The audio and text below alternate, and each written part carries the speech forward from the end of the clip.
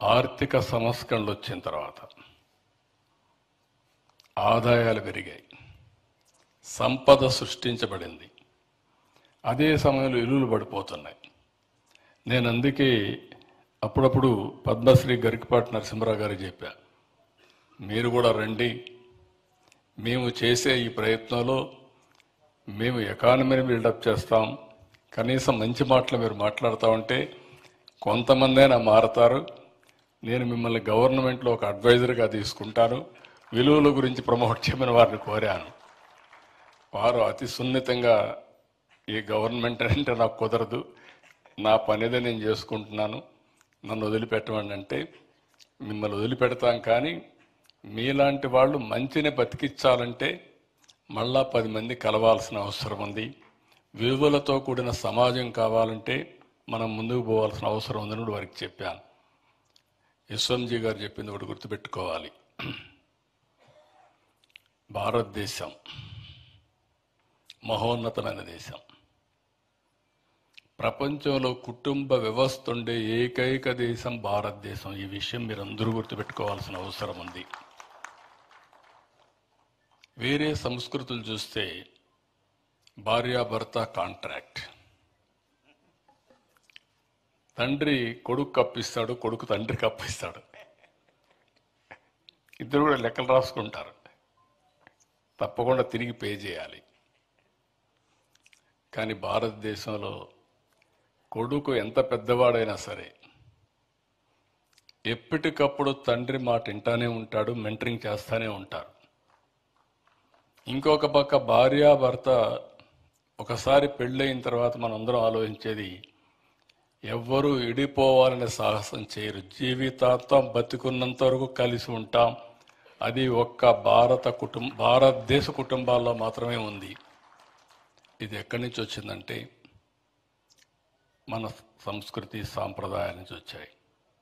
మనం బాగా కష్టపడతాం, ఇంటికి వెళ్తాం, భార్యతో కలిసి పిల్లలతో కలిసి ఒక కాఫీ తాగితే పడిన కష్టం మర్చిపోతాం. ఒక సెక్యూరిటీ, కుటుంబ వ్యవస్థ అనేది ఒక సెక్యూరిటీ.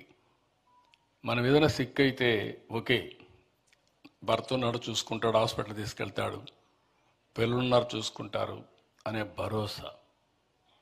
ఏది జరిగినా కూడా కుటుంబ వ్యవస్థ అనేది ఒక సెక్యూరిటీ ఇస్తుంది.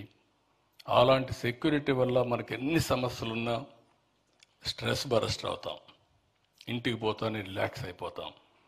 ఈరోజు మీరు ఒక్కసారి చూస్తే కొన్ని దేశాల్లో 60 సంవత్సరాల వరకు కష్టపడి ఆఫ్టర్ 60 years ఓల్డ్ ఏజ్ హోమ్లో ఉండే పరిస్థితి వస్తుంది. కానీ భారతదేశంలో ఓల్డ్ ఏజ్ హోమ్ అనే సమస్య లేకుండా పిల్లలు, కుటుంబ సభ్యులు అందరూ కలిసి ఉండే ఏకైక వ్యవస్థ అది భారత వ్యవస్థ. ఇది ప్రపంచంలో ఎక్కడా లేనటువంటి గొప్ప వారసత్వ సంపద. ఈ సంపదని కలిసి ముందుకు తీసుకుపోవాల్సిన అవసరం ఉంది. ఇటీవల కాలంలో మనం కూడా కొంచెం మారిపోతున్నాం, ఎక్కువ మెటీరియలిస్ట్. నా ఆలోచన ఒకటే, నేను రాజీ పడడం లేదు. హైదరాబాద్లో మీరు చూస్తే హైటెక్ సిటీ, ఐటీ. ఇప్పుడు నేను మాట్లాడేది క్వాంటమ్ వ్యాలీ, ఆర్టిఫిషియల్ ఇంటెలిజెన్స్. ఒకప్పుడు శారీరక కష్టపడేవాళ్ళం, ఇప్పుడు శారీరకంగా మీరు కష్టపడాల్సిన పని లేదు. నా లెక్క ప్రకారం సెల్ ఫోన్ తీసుకుంటే అన్ని పనులు అయిపోతాయి.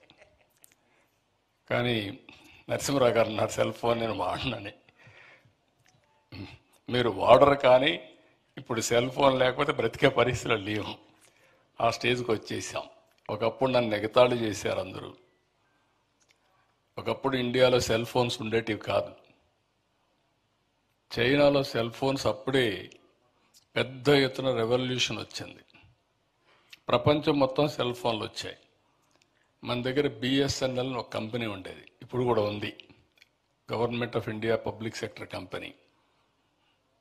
అప్పట్లో మాన్యువల్ ఎక్స్చేంజెస్ మనవన్నీ. ఏదైనా ఫోన్ కావాలంటే కొంతమందికే డబ్బులు ఉండే వాళ్ళకే ఫోన్లు ఉండేవి, ఊరికి ఒకటి ఉండేది, పెద్ద పెద్ద వాళ్ళకే ఫోన్లు ఉండేటివి. ఆ ఫోన్లు కూడా బుక్ చేస్తే మామూలుగా రావు, లైట్నింగ్ కాల్ ఒకటి ఉండేది. లైట్నింగ్ కాల్ అంటే మామూలు రేటు కంటే 10 టైమ్స్ ఎక్కువ ఉంటుంది. అది బుక్ చేసుకుంటే ఇస్తారనేది అనుకునేవాళ్ళం. అది కూడా వారం 10 రోజులు అయ్యేది. ఎవడన్నా ఎక్స్చేంజ్లో పరిచయం ఉంటే మాత్రం డైరెక్ట్గా కనెక్ట్ చేసేవాడు ఆ రోజులు. అప్పట్లో నేను సెల్ ఫోన్ల కోసం మాట్లాడుతూ ఉంటే అందరూ నన్ను ఎగతాళి చేశారు. ఒక మాటలో చెప్పాలంటే 420 కూడా అన్నారు. ఇప్పుడే యుసుంజీ గారు చెప్పినట్టు ఎవరెన్ని మాట్లాడినా నేను ఆలోచించేది భవిష్యత్తు కోసం ఆలోచిస్తాను ముందుకు పోయా. ఆ నిర్ణయాలే ఈరోజు హైదరాబాద్లో మీరు చూస్తే దేశంలో హైయెస్ట్ పర్ క్యాపిటల్ తలసరి ఆదాయం వచ్చే రాష్ట్రం తెలంగాణ రాష్ట్రం. దానికి కారణం హైదరాబాద్. ఈరోజు తెలుగు వాళ్ళు ప్రపంచం అంతా చూస్తే ఎక్కువ తలసరి ఆదాయం అమెరికాలో పోతే అమెరికాలో ఉండే అమెరికన్స్ ఆదాయం 60,000 $70,000 అయితే తెలుగువారి ఆదాయం $1,50,000, రెండింతలు. అందుకే ఇటీవల కాలంలో ట్రంప్ కూడా చాలా పౌరుషంగా మాట్లాడేస్తున్నాడు. ఇండియన్స్కి ఎవరికి ఉద్యోగాలు ఇవ్వద్దు అంటున్నాడు. ఉద్యోగాలు ఇవ్వద్దని తాత్కాలికంగా చెప్పినా మనం లేకపోతే వాళ్ళ పనులు కావు, మన అవసరాలు వాళ్ళకున్నాయి. ఇది మర్చిపోతున్నారు. ఒకప్పుడైతే బిల్ గేట్స్ ఒక మాట అన్నాడు, మీరు ఇండియన్స్కి అందరికి కంపెనీలు ఇచ్చి లేని పనులు చేస్తామంటే కుదరదంటే, లేనిపోయిన ఆంక్షలు పెడితే నేను ఇండియాలోనే మా కంపెనీ హెడ్ క్వార్టర్స్ పెడతానని చెప్పి అన్నాడు. అప్పుడే వచ్చి హైదరాబాద్లో మైక్రోసాఫ్ట్ పెట్టాడు. మైక్రోసాఫ్ట్లో చేరిన ఉద్యోగి నాదెళ్ల సత్య ఈరోజు CEO మైక్రోసాఫ్ట్కి అయ్యాడంటే అది భారతీయుల యొక్క ప్రతిభ, తెలుగువారి యొక్క విశిష్టత. కాబట్టి టెక్నాలజీ వరకు టెక్నాలజీనే కాదు, సంపద సృష్టించాలి, పేదరికం పోవాలి, మెరుగైన జీవన ప్రమాణాలు రావాలి. సంపద సృష్టించకపోతే మనం ఈ పేదరికంలోనే ఇబ్బంది పడడం కరెక్ట్ కాదు. అదే సమయంలో మన విలువలు మనం కాపాడుకోవాలి.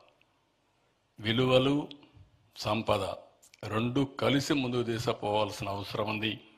అది లేకపోతే మనకు, లేకపోతే ఇంకొక విధంగా చెప్పాలంటే ఈరోజు కొంతమంది నాయకులు చేసే విషయాలు చూస్తే, ఆ రోజు స్వాతంత్రం కోసం పోరాడిన గాంధీజీ కానీ ఆయన స్ఫూర్తిని అందుకుని చిన్న వయసులోనే గాంధేయవాదిగా మారినటువంటి మండలి వెంకటకృష్ణారావు గారు కానీ మనం న్యాయం చేసిన వాళ్ళం కాము.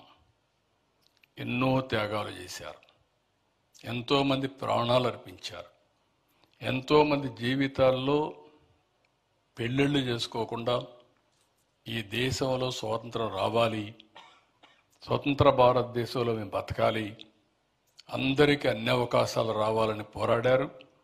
అలాంటి వారికి నిజమైన నివాళులు అర్పించాలంటే పేదరికం పూర్తిగా నిర్మూలిస్తూనే విలువలతో కూడిన సమాజం కోసం మనం ముందుకు పోయినప్పుడే అలాంటి నాయకుల్ని మనం గౌరవించినట్టు అవుతుంది. అందుకే ఈరోజు నాకు అనిపించింది, మండలి వెంకటకృష్ణారావు గారి పేరుతో శాశ్వతంగా జ్ఞాపకం ఉండాలంటే అధికార భాషగా తెలుగుదేశాన్ని ఆ రోజు అనౌన్స్ చేసిన వ్యక్తి, అధికార భాష సంఘానికి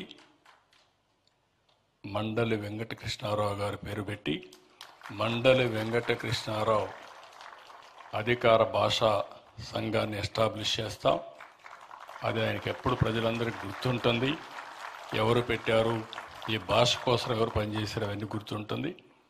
ఇంకా కూడా ఇలాంటి నాయకుల పేర్లు మనం గుర్తుపెట్టుకునే విధంగా, వారి స్ఫూర్తిని ఎప్పటికప్పుడు నెమరు వేసుకునే విధంగా కార్యక్రమాలు చేపడతామని చెప్పి తెలియజేసుకుంటూ, మరొక్కసారి చాలా మంచి సమయం, పాత రోజుల్ని మళ్ళా ఒకసారి గుర్తించుకుంటూ విలువల గురించి మాట్లాడే అవకాశం వస్తూ ఉంది. లేకపోతే ఈరోజు జరుగుతూ ఉంటే మీరందరూ అసెంబ్లీలో చూస్తూ ఉంటారు, ఆ బూతులు అవన్నీ కూడా మొన్నటి వరకు